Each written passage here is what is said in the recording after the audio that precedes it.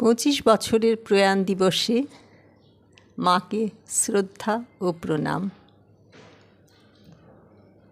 জননী, তোমার করুণ চরণখানি হেরিনু আজিয়ে অরুণ কিরণ রূপে। জননী, তোমার মরণ হরণ বাণী নীরব গগনে ভরি উঠে চুপে চুপে। ডিসেম্বর মাস। এই ডিসেম্বর মাস এলেই মায়ের কথা বেশি করে মনে পড়ে। এমনই এক ডিসেম্বরের 31 তারিখ মাকে হারিয়েছিলাম। একেবারে বর্ষ শেষে মা যেন বিদায় নিলেন। সালটা ছিল 1998 বৃহস্পতিবার। প্রতিদিন সকালবেলা মা বাবাকে প্রণাম করি, কিন্তু বিশেষ দিনে একটুখানি সময় নিয়ে স্মরণ করতে ইচ্ছে করছে। আমি ছেলে সুকল্পকে বলি, আমরা আজ একটু বসবো, আজ তোমার দিদার প্রয়াণ দিবস। প্রথমেই মা ও বাবাকে প্রণাম ও শ্রদ্ধা জানাই। মা আমায় একদিন বলেছিলেন, মা যেদিন চলে যাবেন সেদিন বাবার ছবিটা যেন পাশে রাখা হয়। বাবা মাকে অভিন্ন করা যাবে না, এতই মিল ছিল। আমাদের মা শান্তি হোম চৌধুরী, বাবা সুরেশচন্দ্র হোম চৌধুরী। মা 14 বছর বয়সে দাম পরিবার থেকে হোম চৌধুরী পরিবারে আসেন। বাবা নাকি তখন MA পড়ছিলেন ঢাকা বিশ্ববিদ্যালয়ে। হস্টেলে থাকতেন, রমনা হস্টেল।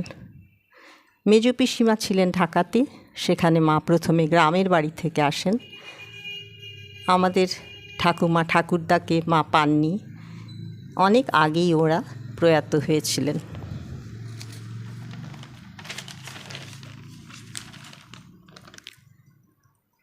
পিসিমারাই বাবা কাকাবাবুর গার্ডিয়ান ছিলেন।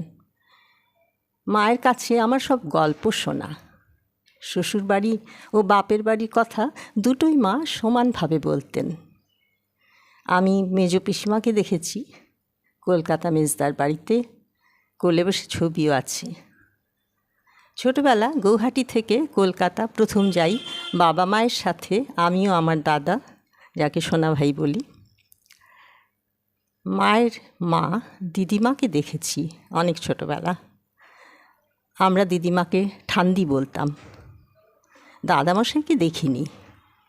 মায়ের কাছে গল্প শোনা, দাদামশাই নাকি ঘোড়া চড়তেন, তবে ট্রেনে উঠলে মাথা বেঁধে নিতেন।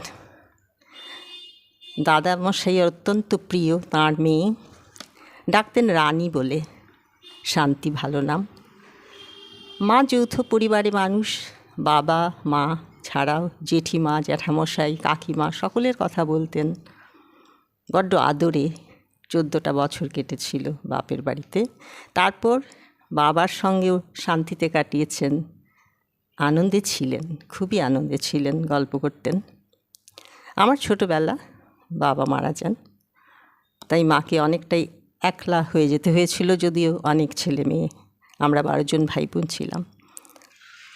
বলতেন মা, পরের জন্মেও যেন তোমার বাবাকে পাই। কত বড় কথা। বেশি কথা বাড়াবো না, তবে একটা কথা বলতেই হয়, মায়ের কথা এত অল্প সময়ে শেষ হয় না। মায়ের কাছে প্রথম শিক্ষা আমাদের সকল ভাই বোনদের। হাতের লেখা স্লেট পেন্সিলে লেখাতেন, তারপর কাগজ পেন্সিল, তারপর কলম ব্যবহার করেছি। রান্না শেখা, সন্দেশ বানানো, সবটাই তো মা শিখিয়েছেন।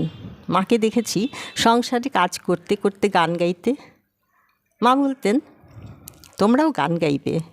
আজ তাই সুগল্পকে বলছিলাম একটা গান গাইতে, জানি না পারবে কি না, ওর শরীরটা ভালো নেই, গলাটা অনেক ভালো নেই। মা নিয়মিত চিঠি লিখতেন, সকলের সঙ্গে যোগাযোগ তখন চিঠির মাধ্যমেই হতো। মায়ের হাতের লেখা পরিষ্কার সুন্দর ছিল।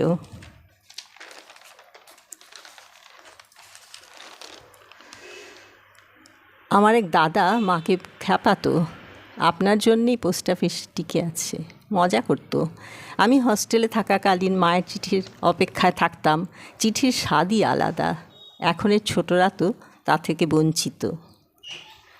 আরেকটা গুণ মায়ের ছিল, নাম বলে পারছি না, অসম্ভব ধৈর্য। পড়ানোর সময়, সেলাই শেখানোর সময় বকা দিতেন না, বারবার দেখিয়ে দিতেন। 12টি ছেলেমেয়েকে বড় করা কম কথা নয় ভেবে অবাক হই। আমরা 12 জন ভাই বোন, খুড়তুতো দাদা দিদি নিয়ে 20 জনের ছোট আমি। এখন ভাবি অনেকেই নেই এর খাতায়। এটাই সংসারের নিয়ম। জন্ম মৃত্যু বন্ধুর মতো পাশাপাশি চলে। জন্ম আনন্দের, মৃত্যু শোকের। তবুও আমরা শোককে ছাপিয়ে আনন্দের পানে তাকাবো। কবির ভাষায়, আনন্দধারা বহিছে ভুবনে।